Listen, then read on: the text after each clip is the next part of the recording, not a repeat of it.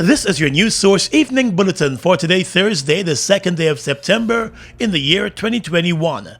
I'm Gordon Mosley, thanking you for joining us, and here's what we're tracking tonight. Leader of the People's National Congress Reform, David Granger, has taken a leave of absence from the party. News source has confirmed from multiple sources that Mr. Granger has informed the party's chairperson, Valda Lawrence, of his decision to take the leave of absence with effect from the 1st of September. He reportedly indicated that he's taken the leave of absence to focus on his health, and he reminded the chairman that he was diagnosed with cancer in 2018 and has not fully recovered, although he has been given clearance from his doctors. A senior official in the People's National Congress indicated that although Mr. Granger provided a date for the start of his leave of absence, he did not indicate any planned return date. With Granger proceeding on leave of absence, the chairperson of the party, Valda Lawrence, will take over the party as acting leader, in keeping with the party's constitution. Mr. Granger's decision comes as the party is gearing up for its Congress, which is expected to take place before the end of this year, and which will see elections for leader and the executive of the party. A number of senior party officials, including Chairperson Valda Lawrence, former General Secretary Aubrey Norton, and the executive member Richard Van West Charles, have all indicated their interest to run for leadership of the PNC. Norton has been courting the US-based members and delegates of the party in the past weeks for their support. Granger and the central executive of the party have been at loggerheads in the aftermath of last year's elections, which saw the APNU-AFC coalition being booted from government after just one term. The PNC is the largest party in the coalition. Granger's leadership of the party has come under severe criticism from the party's membership and the executive in the past year, with complaints of the executive being locked out of major decisions of the party and the lack of consultation with the party executive on various issues. Recently, the central executive of the PNC rebuked Mr. Granger and the General Secretary Amna Ali for making various decisions without the consent of the executive and not following advice and orders from the executive. Granger was elected twice as leader of the People's National Congress. He was preparing to seek another term, but support from the membership of the party for that third term has not been strong. More news coming up in just a moment. I swear you're always late, Mom. Told you 2 hours ago I'm coming to take you on the road and you still ain't ready yet? Not today. I hear you looking, I gotta pay my phone bill and my internet bill and I can't find it in the post. You bring it just the other day, man. Like I said, you're always late. You know GTT sending you bills straight to your WhatsApp now with their new WhatsApp billing service? Let me show you how to sign up on the website. No more querying at the office. Doesn't matter if bills come late in the mail anymore. Even if you lose it again at the house, all you need to do from now on is open WhatsApp to access your monthly bills. No, you can tell me that.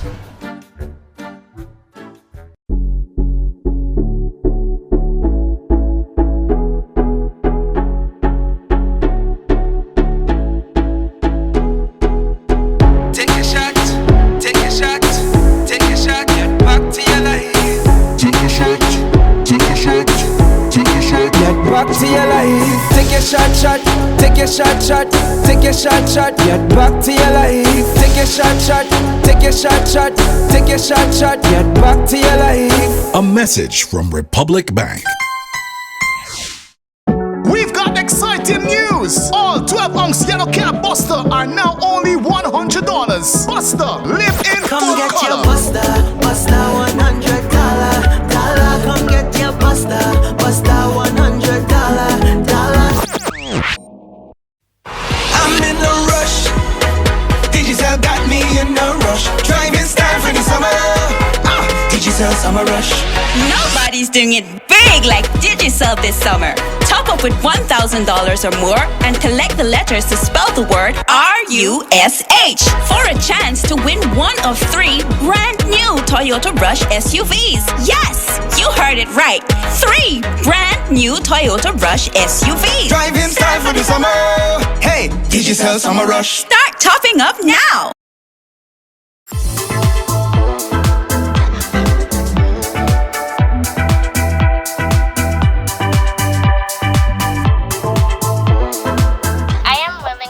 Vaccinated so that I may be able to go back to school, see my friends, and play tennis again.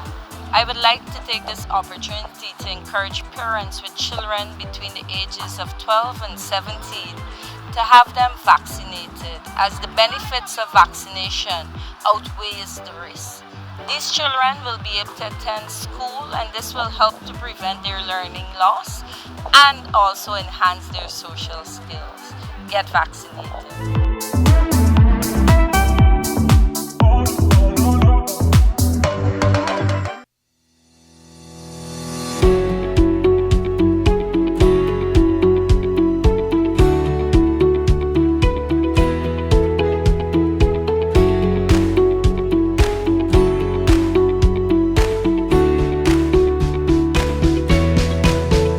Let GBTI make your dreams of owning a home a reality. Buy or build your home with us. Let us help you to completely outfit your home and make it move-in ready. Need to purchase land? We finance that too. Benefit from our 10% down payment and interest rates as low as 4.25%. Calculated on the reducing balance with up to 30 years to repay. Switch your mortgage to us and learn about benefiting from the equity in your home. Invest wisely. Apply online or call your branch to schedule an appointment. GBTI, we see Guyana through your eyes. Welcome back. A 26-year-old Sophia man and his girlfriend who was visiting the country from Barbados were shot dead late last night in Sophia as they headed to the man's house. According to reports, the two were on a motorcycle when they came under a hail of gunfire as they crossed the bridge in Beefield, Sophia. The dead man has been identified as Daniel Fraser, who celebrated his birthday just on Monday. The girlfriend has been identified as Shanika Ford. The two were taken to the Georgetown Hospital, where doctors pronounced them dead. They were both shot multiple times to their bodies. A police report said the shooting was carried out by a bicycle-riding gunman. He has been identified to the police by eyewitnesses. Searches are ongoing for him. Investigators are treating the double murder as an execution, although no clear motive has been determined as yet. The murdered young man was also a member of the Guyana Defense Force. His girlfriend, who was also gunned down and was expected to return to Barbados today, had plans of joining the Barbados Defense Force. The dead man's mother, Michelle Fraser, said the double murder has left her shocked and confused, with more questions than answers. I don't know. Nobody got no problem. Dan is a jovial child. He likes sport. He's a sporty person. He was drinking at some shop in Seafield. I know by the same buyer, the one he saw the friend there, and he said when he left, they heard the gunshot. When he went out, he lie down, the girl and him. She is hoping that justice will be served in the matter. Yeah, to find the person that did it. You want justice? I don't know, so. In the past few months, there has been an increase in violent gun crimes and murders in the Sophia community, with many of the cases remaining unsolved. Health and Education matters to report now. Opposition Member of Parliament and former Education Minister Nicolette Henry today questioned the government's rationale behind the reopening of schools for face-to-face learning from Monday, amid a surge in the number of COVID-19 cases across the country. During a press conference, the Member of Parliament said she fears that the reopening of schools for face-to-face learning at this time could serve as a recipe for disaster. Every right-thinking person ought to be concerned that school is about to reopen in Guyana when there is an increase in the number of cases in the country. Because that should concern you because of how the infection is spread. And you know that the Delta variant is very contagious, and there are high numbers reported among young people. According to the former education minister, she believes teachers are not fully prepared to return to the classroom, and to further mandate them to take the vaccine will only see a decrease in the number of teachers in the school, which will further affect the students. So if you require more teachers to be on board, and you're operating with a capacity of half, 50 or less, and from my own thinking and from my own observation and my own information on the ground, it's going to be less than 50, given where the discussions and activities are where the union is concerned. Additionally, the Member of Parliament said the decision by the Ministry of Education to not involve the Guyana Teachers Union as a key stakeholder in the process is ill-advised and can have long-reaching consequences. And the union, they are a very important stakeholder in the education sector and in the delivery of education, and therefore to not engage with any stakeholder, be it the union, be it parents, be it teachers, or be it students, is not very wise on the part of anyone, and it will certainly lead to the detriment of the sector. The former education minister told reporters that the opposition is also willing to help if called upon. She said the education minister must put personalities aside and deal with what is best for the education sector and the teachers and students, adding that she needs to be open-minded to different views. In the past week alone, Guyana has recorded more than 1,000 new cases of COVID-19, with the health ministry warning that the situation could worsen because of the Delta variant of the virus being present in Guyana. Schools across the country are set to reopen their doors from Monday, with each school being responsible for its own reopening and teaching plans. Most schools are expected to operate on a rotational system. Guyana has recorded 8 more COVID-19 related deaths, pushing the death toll in the country to 632. 7 of the 8 deaths were recorded yesterday, while the other death took place on Tuesday. The country continues to see a surge in new COVID-19 cases, with 181 new cases recorded in the past 24 hours. The number of active cases in the country currently stands at 1,948, with the majority of those persons recovering at home. The number of patients in the COVID-19 intensive care unit stands at 33. The month of August saw 79 recorded COVID-19 deaths, making it the second deadliest month of the pandemic in Guyana, and second only to the month of May when 99 deaths were recorded. The Ministry of Health is pushing for more persons to get vaccinated. The health minister said more than 5,000 persons, including children, turned up for their vaccines on Wednesday, and he's hoping that more persons will continue to show up to get vaccinated. So yesterday we've had record numbers of vaccination. So yesterday we recorded 5,240 persons receiving their vaccination. So I would say that's a record high for us. And I do hope that this trend continues.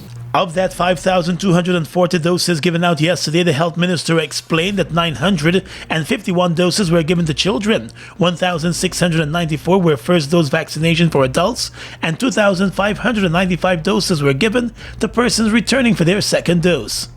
Even as the country continues to record a steady climb in the vaccination numbers, and the health minister urges persons to take the vaccine and follow protocols, over the past few weeks the country has also seen high numbers of daily positive cases. More than 1,000 new cases of the virus have been recorded locally in the past week alone. Opposition parliamentary spokesperson on health, Member of Parliament Dr. Karen Cummings, issued a call today on the government to reconsider its vaccination strategy, since it may be turning off persons who might have eventually considered taking the vaccine shots. While declaring that the opposition is not against vaccination, Dr. Cummings said the current situation does not bode well for the people, and the government should take the views of everyone into consideration. Though the APNU-AFC coalition strongly recommends that the populace takes the vaccines, we are saying that it should not be mandatory. Even though there is a rush to herd immunity, the Ministry of Health should not coerce or mandate an action or behavior to interfere with an individual's liberty and autonomy. The former health minister said the World Health Organization does not seem supportive of the direction of mandating vaccines, but has instead set up a process that governments can operate as it relates to vaccinations. And we are suggesting that there be a compromise. According to WHO, they have adopted a position that neither endorses nor opposes mandatory COVID-19 vaccination. Rather, they have identified important ethical considerations and caveats that should be explicitly evaluated and discussed through ethical analysis by governments and our institutional policymakers. Dr. Cummings also suggested that the government should commence a rigorous education campaign to get the buy-in of persons who are hesitant. There must be ongoing communication to ensure comfort. We know there are conspirators and their theories, we know of that. We know there are anti-vaxxers. But I believe from the depths of my heart that most persons, especially our healthcare workers, they are neither anti-vaxxers or conspirators. They are just demonstrating some amount of vaccine hesitancy. According to the opposition parliamentarian, the approach to lock out healthcare workers is wrong. She said the matter could have been dealt with in a more ethical way. It is also her view that the government is further creating unnecessary issues in an already tense environment. Telecommunications giant GTT this morning announced major upgrades to its internet delivery with the launch of its fiber service. GTT customers who already have the Blaze internet service will see the speed of their service increased, while the price will be reduced in some cases. The company has announced that the service upgrade to GTT Fiber replaces the former Blaze service. GTT has indicated that customers will not see an increase in costs as their service improves. All of the previous plans will now see the speed doubling with a more stable and reliable service, the company said. The improved service comes at a cost of over $2 billion for the company in system upgrades and will also target new areas. Chief Executive Officer at GTT, Damian Blackburn, said the investment is just one of many new investments to come from GTT as it pushes for the improvement of the service it offers. This sets the stage for future innovation to enable us to provide a 21st century experience to our customers, communities and the country as a whole. Just as this 21st century has seen major advancements in technology so far, it has also brought significant social and economic opportunities and challenges. Advances in information and technology gives us the power to overcome many of those challenges. What truly excites me is the national advancement opportunities that the power of GTT Fiber now presents for all of the Guyanese people. Chief Operations Officer for GTT's Home and Fixed Service, Eshwar Takurdin, said the GTT Fiber service will be the best suited for home and business customers. He said the company took its time at developing the new service, and with a good backup system in place, GTT customers will be happy with the new service and the new plans. All new and existing customers will benefit from major speed enhancements at lower costs. All of our existing Blaze customers have already been upgraded to GTT Fiber.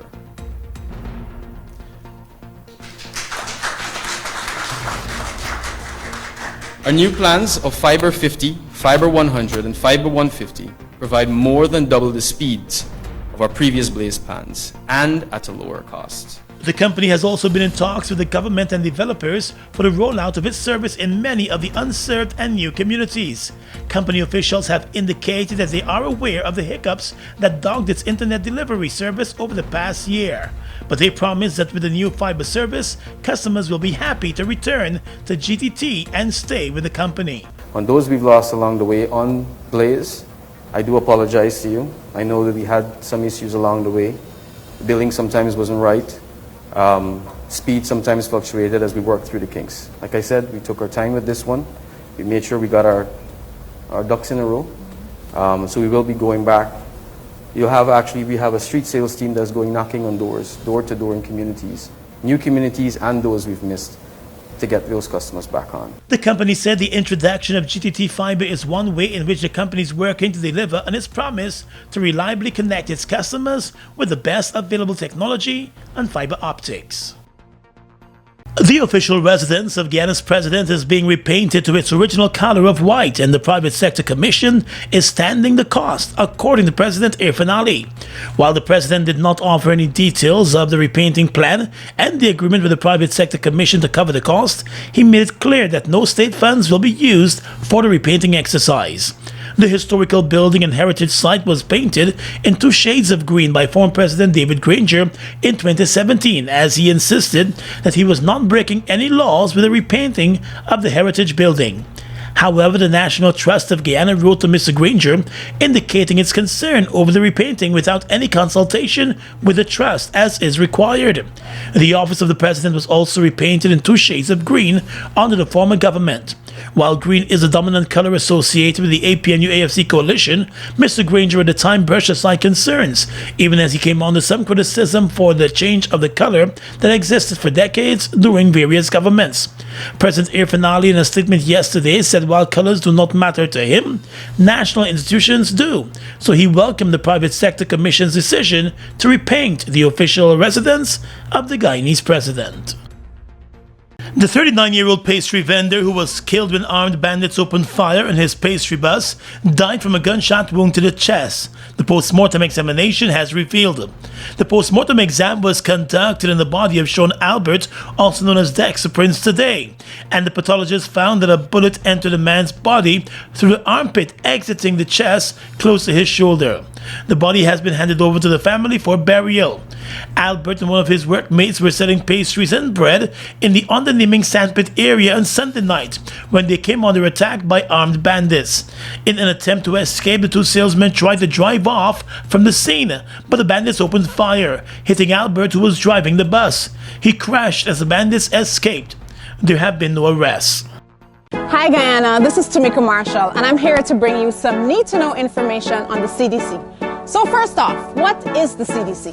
The CDC, our Civil Defense Commission, is responsible for disaster risk management in Guyana and offers support when affected by floods, droughts, health hazards, now oil spills, etc. It's important to know that disaster risk management extends to every individual, family, community, government, and private sector organizations. I think we can all agree that prevention is better than cure. So what can we all do as individuals to reduce our impact on disasters? Let's look at our most common and frequent hazard, flooding. By law, every individual is responsible for cleaning their drains in front of their homes and parapet. You'll find that improper garbage disposal will result in clogged drainage. So when it rains, there's a flood. Let's do our little part by using trash cans and disposing of our waste properly to reduce and prevent flooding. Want to do even more? Then join the CDC Volunteer Corps. I myself just joined actually. For more information and live updates on the CDC, follow them on Facebook and Instagram and check out their website, cdc.gy. CDC, here protecting all away from any emergency.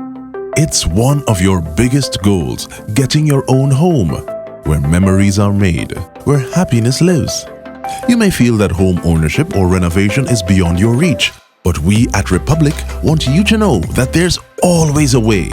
Ask us about our suite of mortgages. Let's help make your housing wishes come true. Or advise on how the equity in your existing home can finance other dreams and goals. Call or go online to learn more. We've got exciting news! All 12-ounce yellow cab Buster are now only $100. Buster, live in Come full get color. your Buster, Buster $100. Come get your Buster, Buster $100. We are legions of men standing strong, but never too proud to stoop and help someone. We must send a clear signal to all. Do right. Walk in upright ways, knowing that's what being a man is all about. And ever aware that things will only get worse when good men do nothing. Stand strong. Be the one to live right. I swear you're always late, Mom. Told you 2 hours ago I'm coming to take you on the road and you still ain't ready yet? Not today. I hear you looking, I gotta pay my phone bill and my internet bill and I can't find it in the post. You bring it just the other day, man. Like I said, you're always late. You know GTT sending you bills straight to your WhatsApp now with their new WhatsApp billing service? Let me show you how to sign up on the website. No more querying at the office. Doesn't matter if bills come late in the mail anymore. Even if you lose it again at the house, all you need to do from now on is open WhatsApp to access your monthly bills. No, you can tell me that. Fuel it up and drive, Super 95. Tune up, fuel it up and drive, Super 95. Tune up.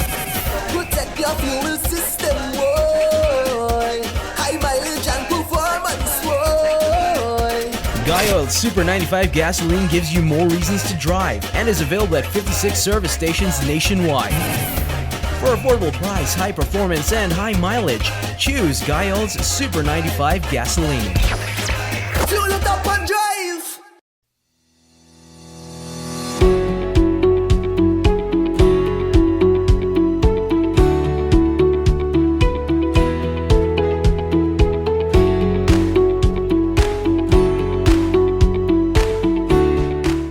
Across the region tonight, Prime Minister of Jamaica Andrew Holness has urged Jamaicans not to panic, despite a sharp spike in COVID-19 numbers in recent days.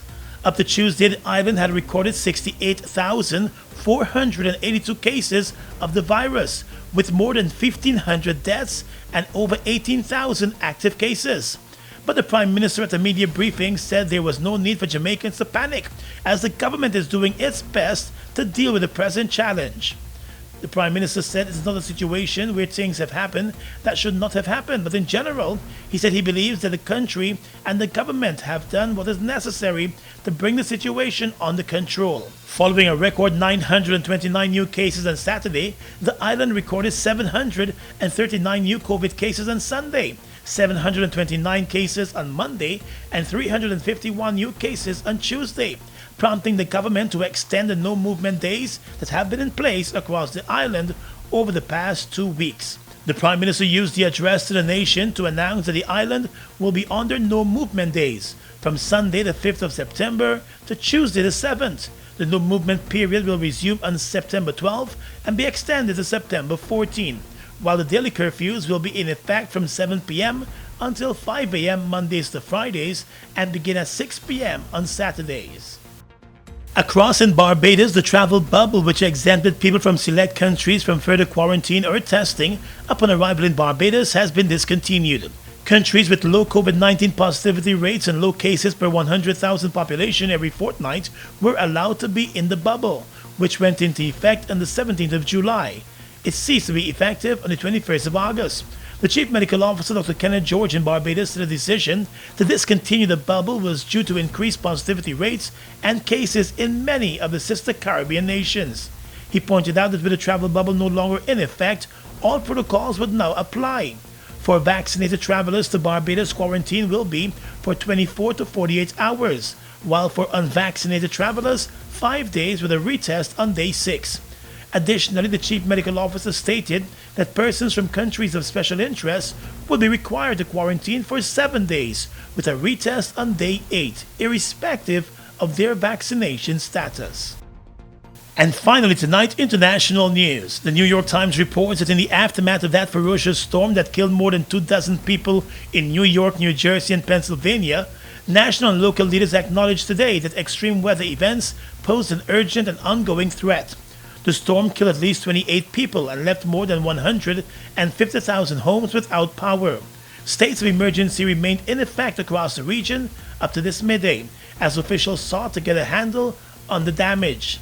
Speaking from the White House, U.S. President Joe Biden said that the damage indicated that extreme storms and the climate crisis are here, constituting what he called one of the greatest challenges of our time. At a news conference in Queens on Thursday morning, the governor of New York said that she had received a call from the president, who said he offered assistance that the state may need. The deluge of rain on Wednesday, more than half a foot fell in just a few hours, turned streets and subway platforms into rivers. Emergency responders in boats rescued people from the rooftops of cars. Hundreds of people were evacuated from trains and subways. And that's your News Source Evening Bulletin for tonight. I'm Gordon Mosley, reporting and encouraging you to stay safe.